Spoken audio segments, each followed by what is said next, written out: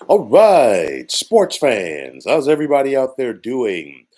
William Martin coming at you one more time here on YouTube with another edition of the 300 Pounds of Sports Knowledge Podcast.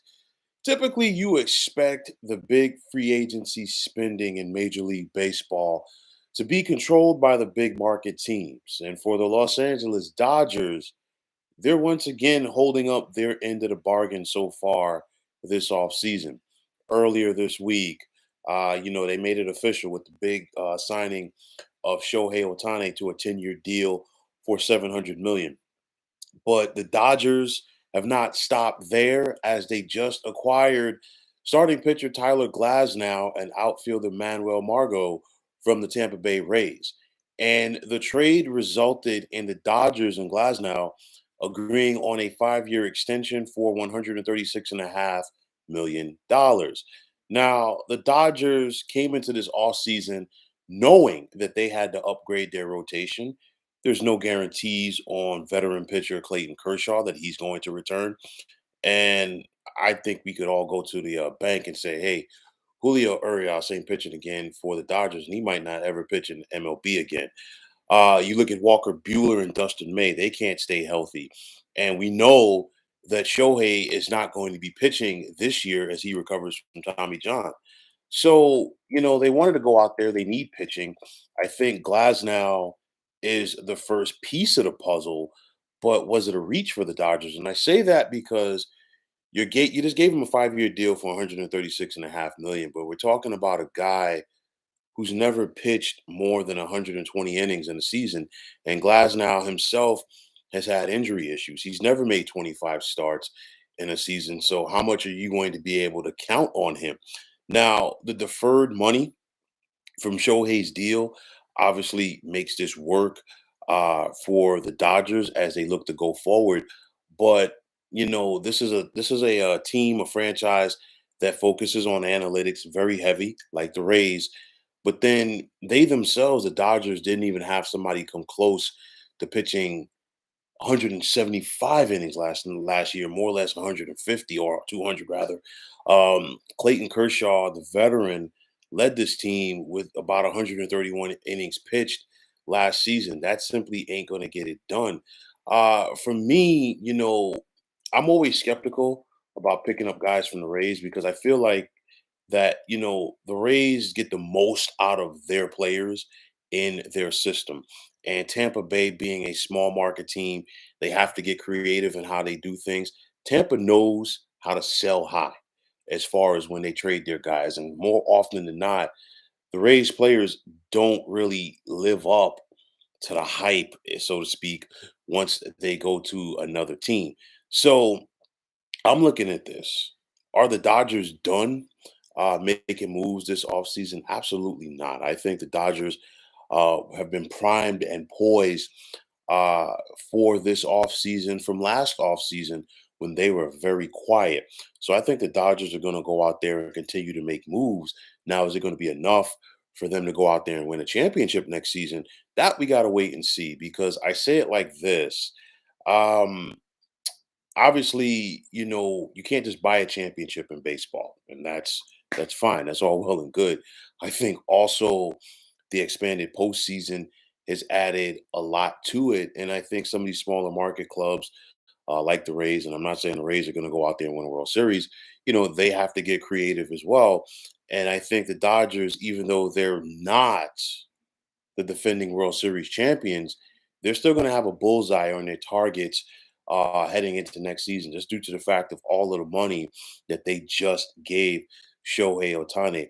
CJ, what is going on, my man? Long time no hear. You're saying that the Dodgers and their money scare me, and they could potentially buy away Max Fried next year if the Braves don't extend him. The Braves are still the team to beat. The Braves have a good team. Yes, heading into next season. And I will say this, the Braves, as well as several other teams around baseball, have been making some moves that have been flying under the radar. My thought process is this: when it comes to the hot stove in the offseason of Major League Baseball, sometimes it's those moves, and more often than not, it's those moves that people don't pay attention to that, you know what, come May or June, you're like, wait a minute, how did this guy end up on this team? And then the next thing you know, when that team is making a playoff push or making a deep playoff run in October, you're like, wow, this guy's a real deal. So when it's all said and done, I think the Dodgers have gotten a sizzle. The Dodgers have definitely gone out there and brought plenty of intrigue to their team.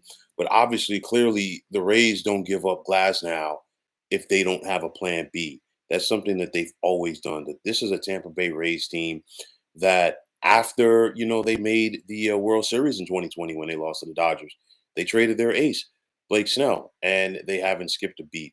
They've done it before with David Price and so many others over the years that have come through that system down there in Tampa.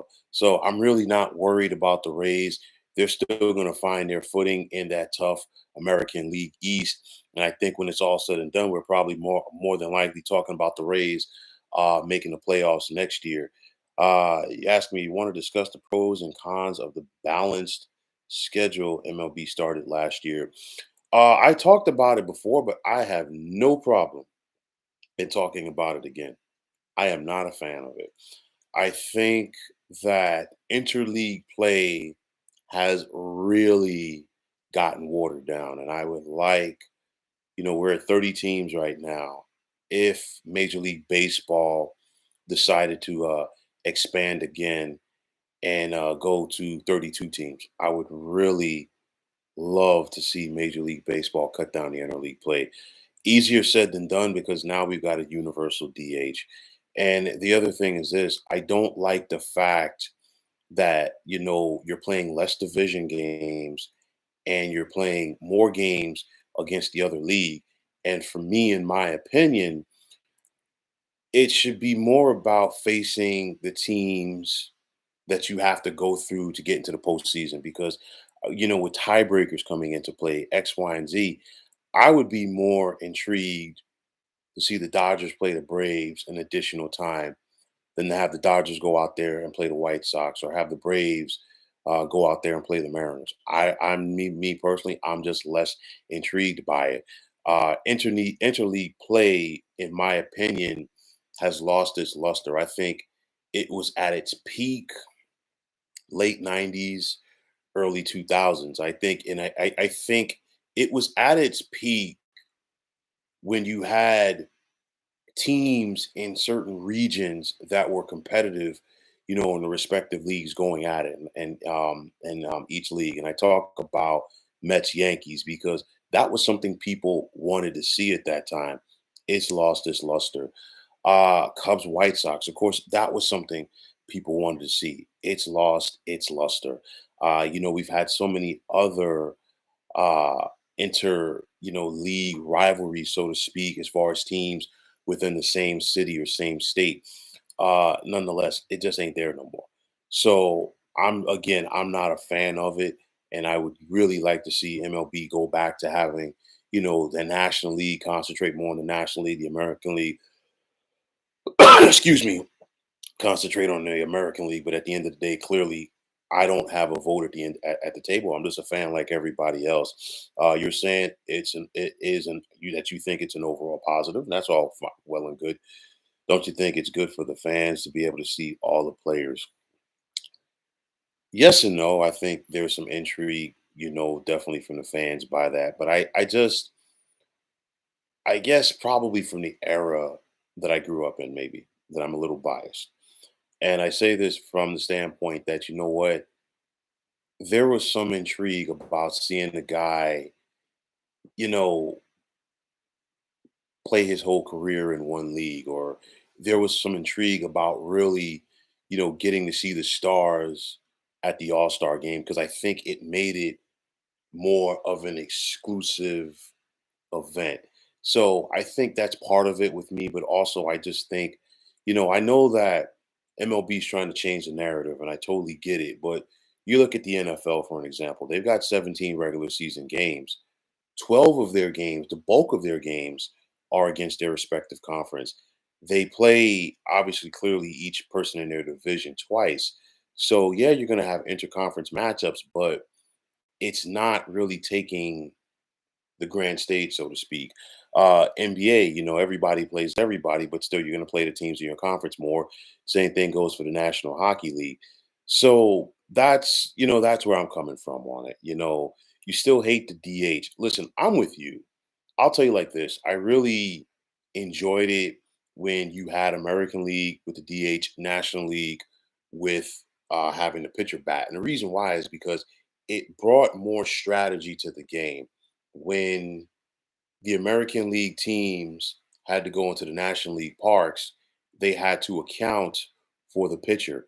Of course, when the National League teams went to an American League park, they had to adjust to the DH. And of course, I always felt like the National League teams going to the American League parks gave them a little bit of an advantage due to the fact that they had an opportunity to put another bat in their lineup. But also for me, I think, having a pitcher in there made more intrigue as far as, how would you pinch hit for him, the double switch, having, a legitimate eight guy in front of the pitcher spot, having a legit leadoff hitter behind the pitcher. I think all of that added to the strategy.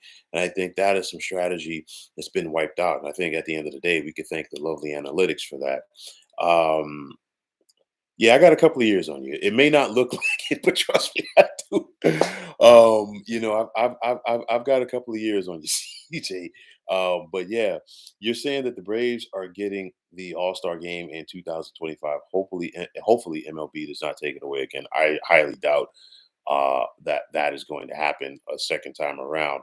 But nonetheless, I think, and you can quote me on this, CJ. I think the last time that the Braves had the All-Star game. I want to say it was 2000 when it was at Turner Field. Am I correct? Please feel free to chime in on that. I think it was 2000. So I think there's going to be some intrigue. I will say this about that All-Star game for 2020 2000. Yeah, 2000.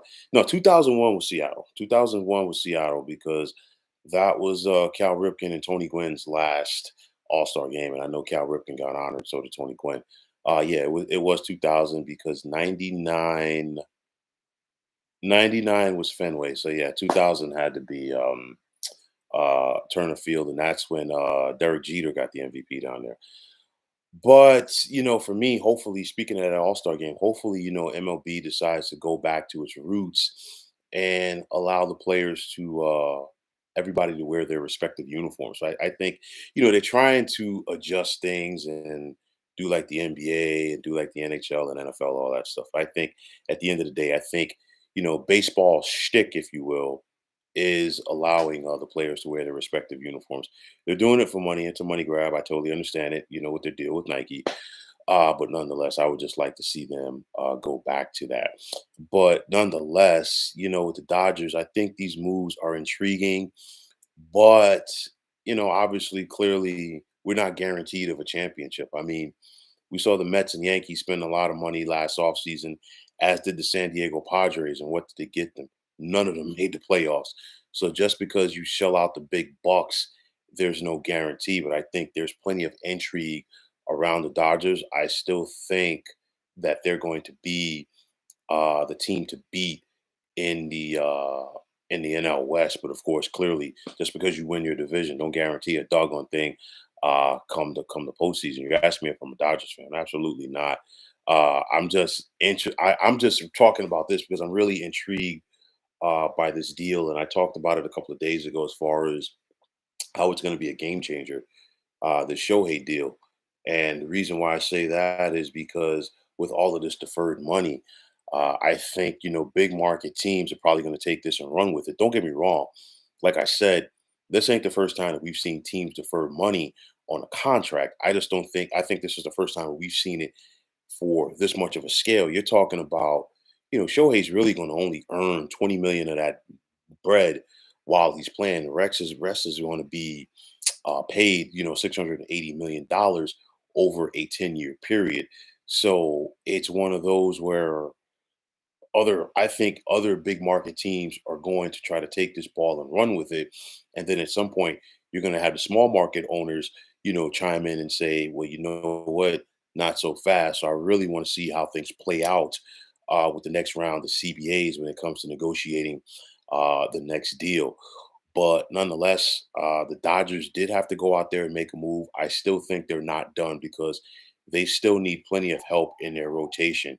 You've got Betts, you got Shohei, you got Freddie Freeman in your lineup, but at the end of the day, just like we say in the NFL, offense wins games, defense wins championships. You can have all of the hitting that you want. If you can't pitch and you can't get people out, you're not winning a World Series championship. That's just the nature of the beast. So let's see what the next move or moves are going to be for the Dodgers this offseason. So, folks, that's going to wrap it up. And as always, I want to take this time out to thank you for tuning into the 300 Pounds of Sports Knowledge podcast here on YouTube. I want to take this time out to thank all of you fine folks out there for tuning in. And if you haven't already, please feel free to subscribe to this channel.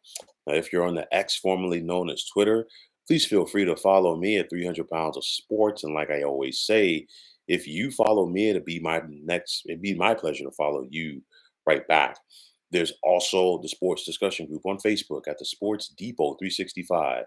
Now, you can check it out, drop a line, and be a part of the one of the better sports debating sites going on social media. CJ, as always, it was a pleasure, my man. You're asking when my next MLB video will be. Honestly, I'm waiting to see what happens with Mr. Yamamoto and where the Japanese star or who the Japanese star pitcher is going to sign with. I talked about the Dodgers going out there and getting Glass now. They're in on Yamamoto as well. So I really want to see how that works out. I'll also probably talk about, let's see if any players on current teams get extended between now and the start of spring training. So, there's still going to be some more intrigue. So definitely be on the lookout. I would imagine the Yamamoto signs within this coming week before Christmas. And if that's the case, definitely keep your eyes and ears peeled from something coming from me. But nonetheless, folks, that's going to wrap it up. I'm William Martin signing off. And as always, saying take you and take care. And thanks once again for tuning into the 300 Pounds of Sports Knowledge podcast here on YouTube. Be well, everybody.